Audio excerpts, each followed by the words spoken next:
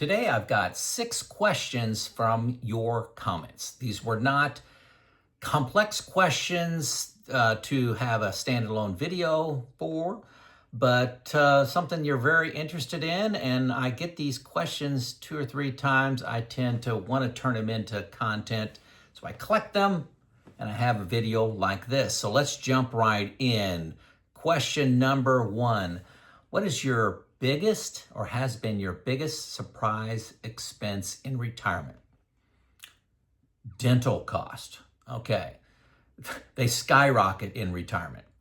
I have some dental insurance, not very good, associated with my Farm Bureau health plans. But I love my Farm Bureau health plans for health insurance, but it has a dental and a vision plan with it that's included. But it's not very good. Okay, I'll just be honest. Better than nothing. But the thing you learn in retirement is those cavities that you had as a kid will turn into a crown, possible root canal, then crown, and possible implant. Okay, an implant, got firsthand experience on this from my wife, was around $10,000. $10,000 for an implant. She went down the whole root canal, crown path, and it ended up being an implant. So that was no part of my plan. Okay, make sure you have increasing dental cost for your retirement. It's a big deal. Number 2, what feedback have you gotten from Money Pickle? Money Pickle is a service. They actually found me several years ago. They provide a connection between you and a certified financial planner that they've vetted that will spend 45 minutes with you free, 40 minutes on your topic. They will only discuss your topic. Then they'll say, hey, what do you think a next step would be? Here's what I'm thinking. And you have the right, it's no pressure to just say nothing. I don't want to follow up. But what I will tell you is 30% of the people that call in have their free call to talk about Social Security timing, or what do you use for inflation, what rates of return should I use, am I investing in the right things, what should be my equity to fixed ratio, what sequence of return risk. I hear everybody talking about that. 30% of the people have such a good experience, they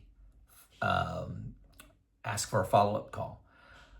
Also inside of this 30% are people that have a new awareness. They learned 2, 3, 4, 5 new things that they didn't plan on, wasn't part of their plan, and they decide, hey, maybe I do need some expert help. So 30% of the people, it's a free call.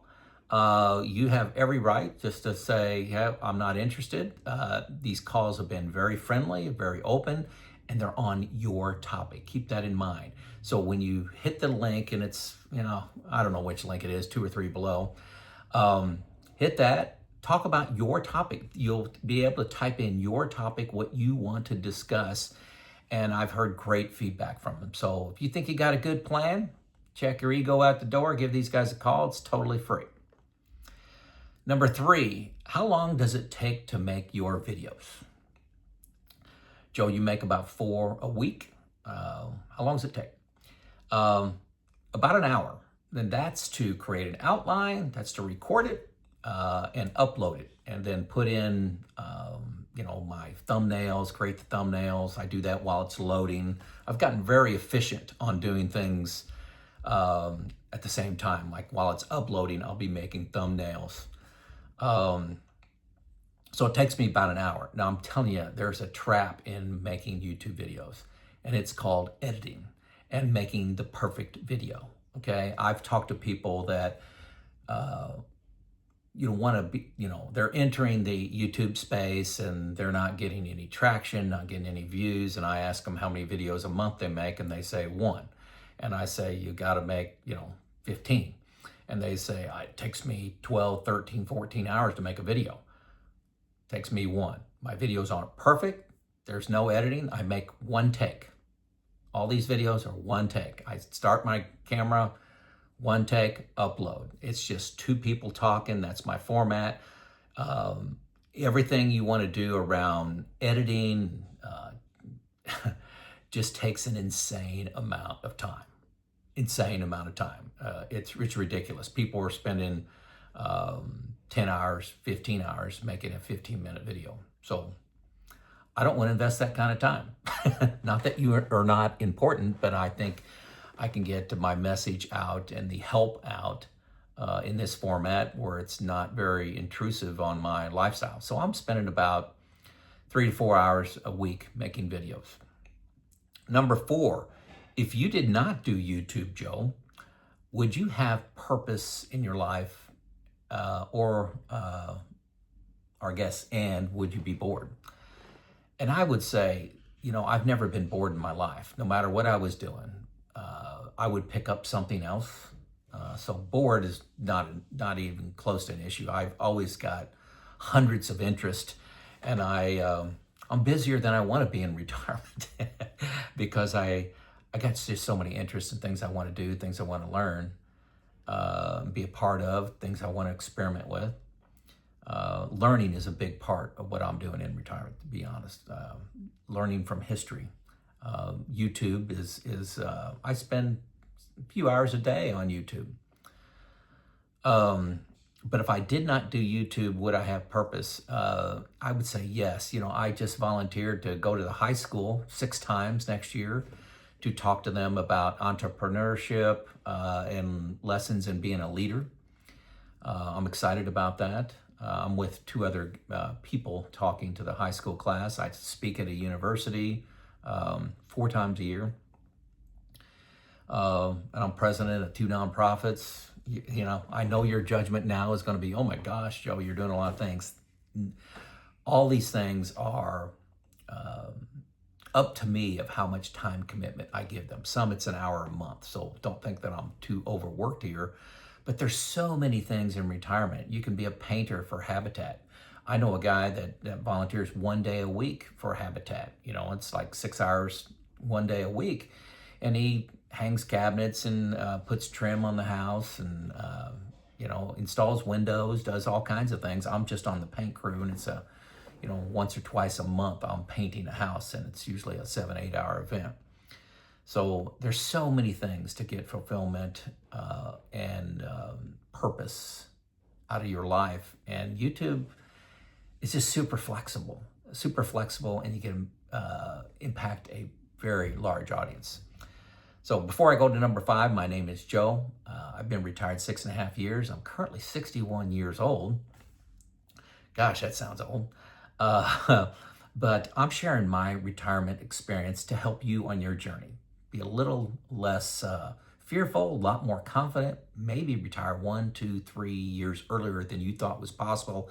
I get 10 comments a day from you saying I retired earlier in part due to you. Keep those comments coming. I love them. That's my motivation. I like all the comments. There's gold in the comments, but I got to be honest, the pat on the back from the people that retired earlier, I love those the most. You're extra special. Okay, number 5, what insurance do you have in retirement? Well, I have auto, home, and health insurance. I've made videos on those. And my health insurance includes a dental and vision, like I just said.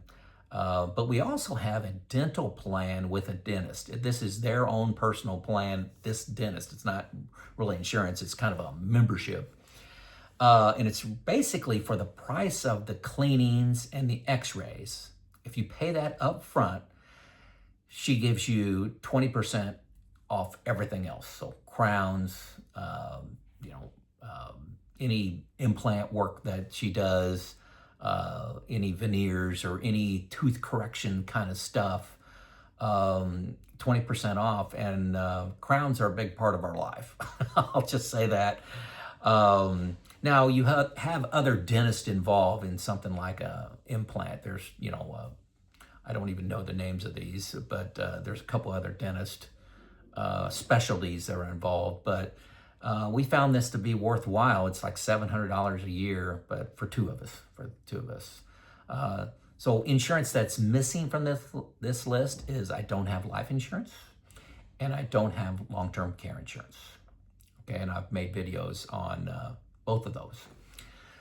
Last question, number 6. Do I think 1% assets under management payment for a certified financial advisor, planner, is worth it? Well, somebody has to do that work, okay? A certified financial planner, I think, earns that money. Don't tune out yet, but if you're going to do it yourself, I'm telling you, it's a part-time job. You're going to spend several hours a month doing this, okay? Also, doing it yourself in your basement with the lights off and creating your plan for nobody else to see is a horrible mistake, okay? A better option, or let's not go there. You need to have somebody external to you to look at your plan. That could be a good friend, it could be a couple good friends that are good students, they're very challenging and will poke holes in your plan. That's good. You can have a certified financial planner review your plan for $300, and there's a couple options below. Donaldson Capital Management is the one that I'd go to right now. Defining Wealth is actually not taking new clients, so I found this $300 review that you can do. Actually created it with them. But I think, 1%, a couple things I want to say about that. I think a better option, if you're just starting out, is to have a CFP create a comprehensive plan for you, customized to you. I've seen this as low as $3,500. And Neil is the guy who I use, and he's offering that, $3,500. He will give you 12 months of engagement with that.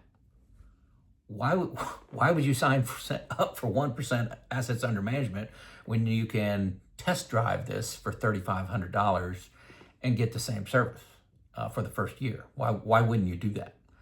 The second thing I'll say about 1% assets under management is everything is negotiable. Work on, study a little bit about how to negotiate. Get their price, walk away at least once, tell them no at least 3, 4, 5 times, and see what they can work that down to. That is a very negotiable number, depending on how complex you are, how much your net worth is. I've seen that as low as 0.5%. Now that is the rare and special person, so don't strive for that. But most people that I've talked to do not pay 1%. They've negotiated something lower than that. So there you go. Those are my 6 replies to questions you've asked in the comments. Keep the comments coming. I try to read them all. If you see a little heart by your comment, that means I read it, and maybe I'm going to make a video on it, or I read it and I liked it. That means I took the time to read that, and I get hundreds a day, so I really can't read all of them. It's too overwhelming. But if you see that, I did look at that. I read a comment to maybe 25, 30 a day, but it can be really short, like a couple words. So there you go. It's Joe out.